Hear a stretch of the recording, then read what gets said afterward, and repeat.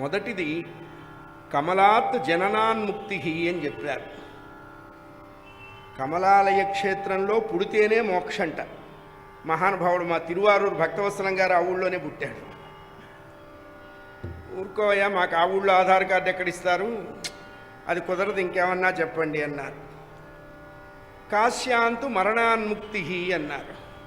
ఏం ఆటలుగా ఉన్నాయా? అక్కడ చస్తామని మేమన్నా రాసి పెట్టామా? కాశీలో అందరికీ మరణం సాధ్యం కాదండోయ్.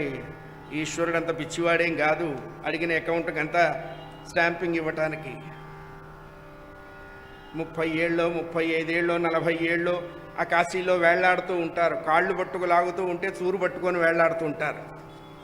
ఇక్కడే చావాలి, ఇక్కడే చావాలి, ఇక్కడే చావాలని. అప్పుడు ఏం చావరు. ముని మనవడు, మూడో మనవడు ఒడుగని చెప్పి వీడు బయలుదేరతాడు. మూలున్న ముసలమ్మల్ని తెద్దామని.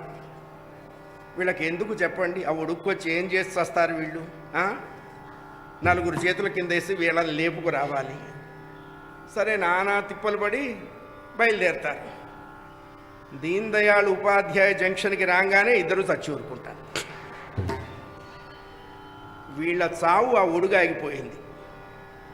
వాడు తిట్టుకుంటూ కర్మ, ఆ చచ్చేవాళ్ళు ఏదో కాశీలో చచ్చారా, చావల 15 కిలోమీటర్లు యువతలకు వచ్చిన తర్వాత పోయినారు. అది ఆయన ఇవ్వాలి. అది కుదరదు. ఎందుకంటే కుదరదు అన్నది possibles are always possibles, impossibles are always impossibles.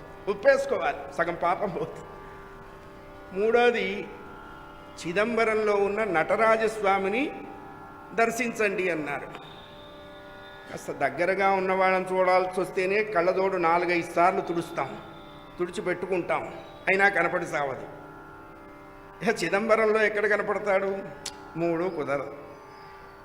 ఏరా, ఈ 3 మీకు కుదరవా అన్నట్టు ఈశ్వరుడు కన్ఫర్మ్గా చెప్తున్నా కుదరవన్నా.